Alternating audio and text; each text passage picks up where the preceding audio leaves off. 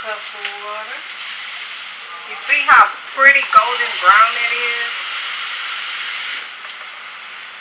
3 cups of water.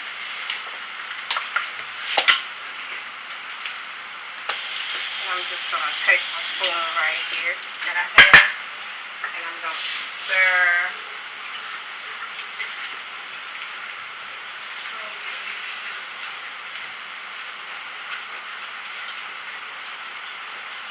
And if it's too thick, you can almost keep adjusting with water. And you don't have to just add water. You can add chicken base, beef base if you want to, beef broth if you want to. It's whatever you want. But I'm adding water because I add a beef bouillon into this. And then I'm just going to let this gravy come up to a boil.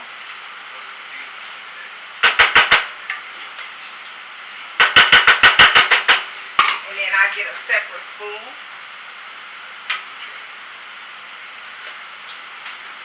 Now that's gravy. And I let that come up to a boil. I'm gonna add just a little bit more water, because as I said, I'm fixing a lot of food. I'm fixing for a lot of people, and I'm gonna let that come to a boil. So now that we got this together, we're going to get ready to start plating.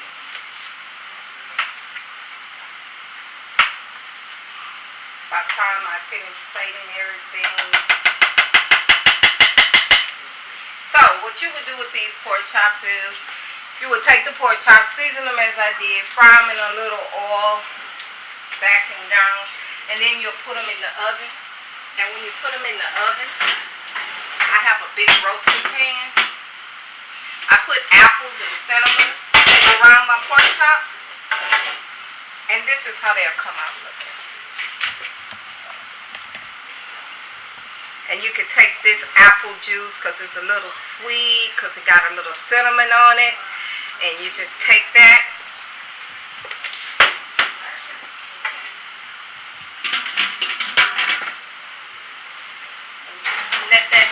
Once it finishes cooking, you can always spray a little oil or mist a little oil on top to let it have that little crispy golden brown taste. So now that we got all of this together, let's start plating. I have my big 10-inch plates that I like to use, so I'm going to make sure all of my juice is drained out of these green beans.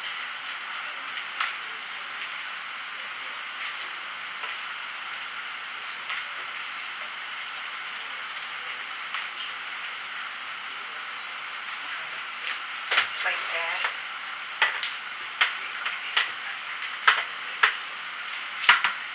And then, as I told you, that I already had rice made. It's good and fresh. I'm going to take this rice.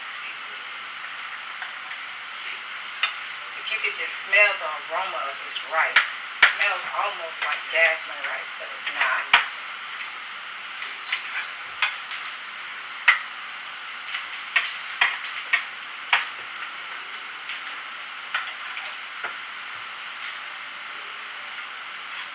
Put a healthy amount of rice on there.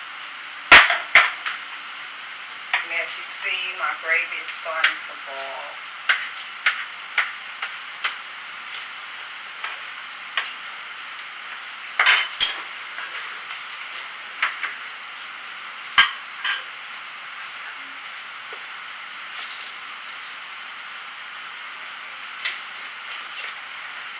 I'm going to take these pork chops out. And I'm going to sit them right up here.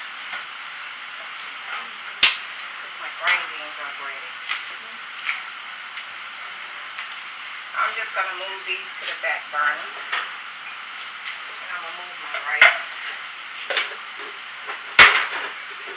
the center. And I'm going to take these pork chops. And I'm going to put them right here. Whoa, this looks so good.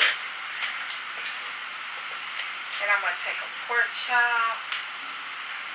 And I'm going to take another pork chop. And I'm just going to put it like right here. And I'm going to take some of my apple and I'm going to put it on top of the pork chop. And it's always good to keep a clean plate, ladies and gentlemen, when you're plating. That's a big pet peeve of mine. So now we're going to see this gravy is thin. So we're just going to let this cook down some.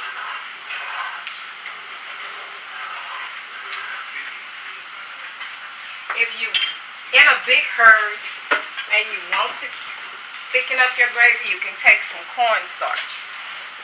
Add a little cornstarch. And you will take a tablespoon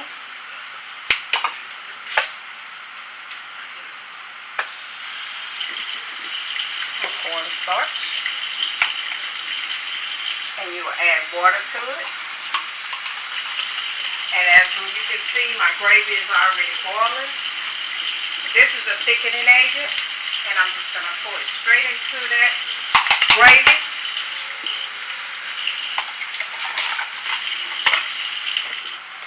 And I'm going to start stirring.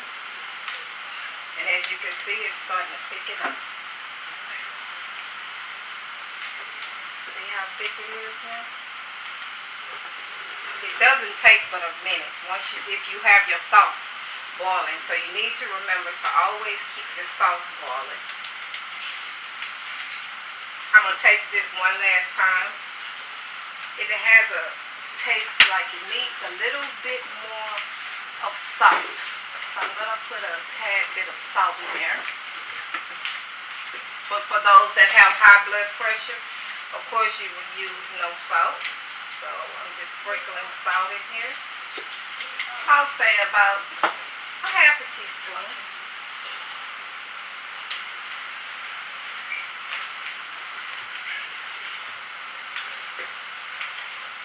I'm going to taste it. Yes. Now that's gravy.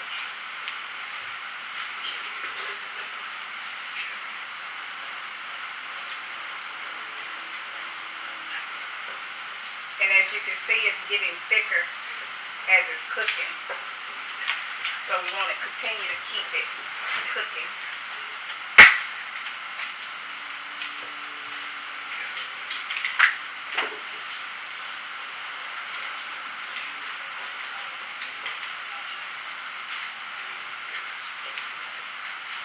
So now you can see the thickness of the gravy on top of this rice.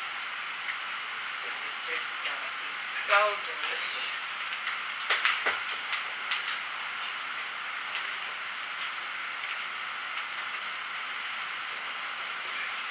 You can put a little gravy over the pork chops if you desire. And as I said, I'm going to take this plate and we're going to make sure that we keep it clean. So we're going to wipe up all the excess gravy.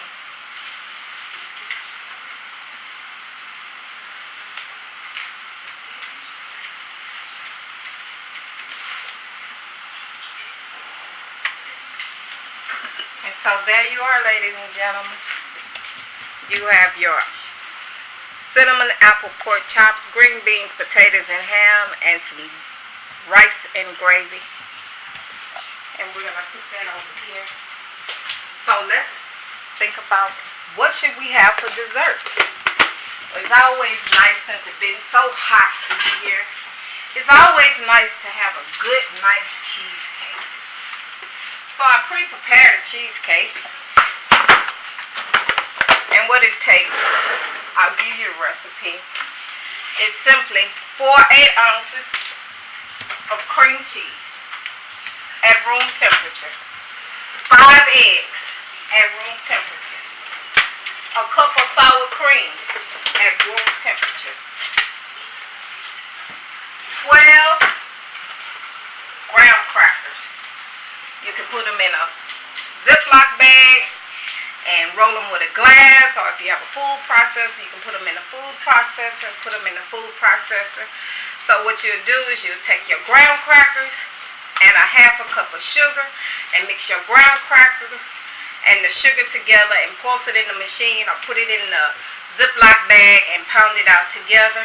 And then you'll take 1 stick of butter, melt it, stir it around in your graham cracker crust, and you'll get your pan, a springform pan if possible, and you'll press that graham cracker crust into a springform pan, and you'll get your oven to 350. You'll cook that for 8 minutes. Take it out, let it sit and cool. With the cheesecake, you'll take all the ingredients, the cream cheese, the sugar, the sour cream. You'll beat it for 6 minutes. Once you beat it for 6 minutes, you add the 5 eggs, 1 egg at a time. Make sure that it's incorporated real good. Then you'll turn your oven up to 475 degrees. It is crucial that you do not open your oven once you put the cheesecake mixture in it. So, after you've let your crust cool down and you've cooked everything, you'll beat it, all the ingredients together. You'll pour it on the top of your cheese crust. Put it in the oven, 475 degrees for 8 minutes. 8 minutes only. That's to start the cooking process on the cheesecake. Once you do it for 8 minutes, then you will attempt to turn your oven down to 200 degrees. Once you turn it to 200 degrees, you'll let your cheesecake cook for 1 hour. After that, you'll turn your cheesecake oven off. Let it stay in that oven for an additional hour, and then you will take it out, let it cool for 30 minutes, and then put it in the refrigerator for another 2 hours, and you'll get your cheesecake. And this is what your cheesecake will look like. Look like my husband been in it. But, so now we're going to plate. I have these nice little dessert plates right over here. So what I'm going to do is I'm going to take my knife and I'm going to cut my cheesecake.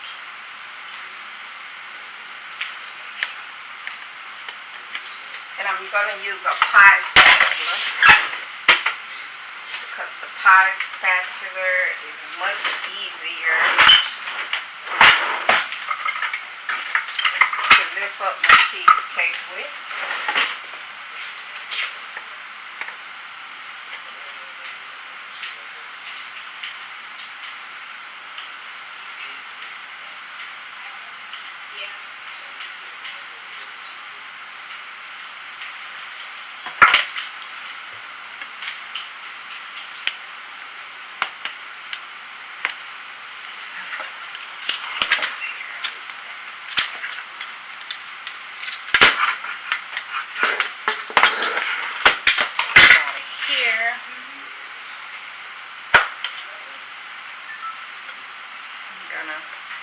Put my cheesecake right here.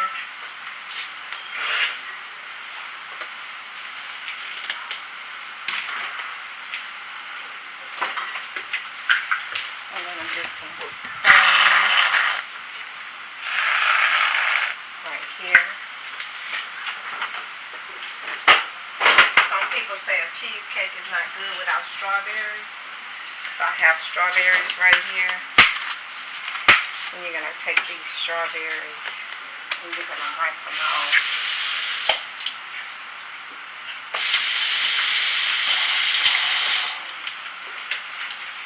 And you're going to take it and you're going to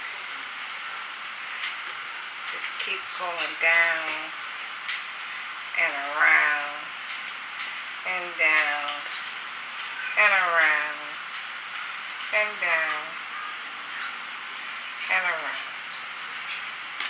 And you have this nice,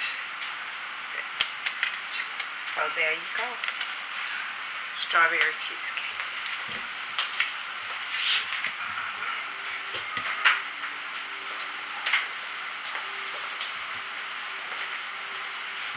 So, now you have your Sunday dinner. Thank you very much. And I hope that you enjoy this meal as much as I have enjoyed showing you how to cook it. So, welcome to Renita's. And once again, I hope that you enjoy your Sunday meal. And I hope that once again that you have as much fun preparing this for your loved ones as I have helping to show you how to prepare this food. Thank you and have a blessed Sunday.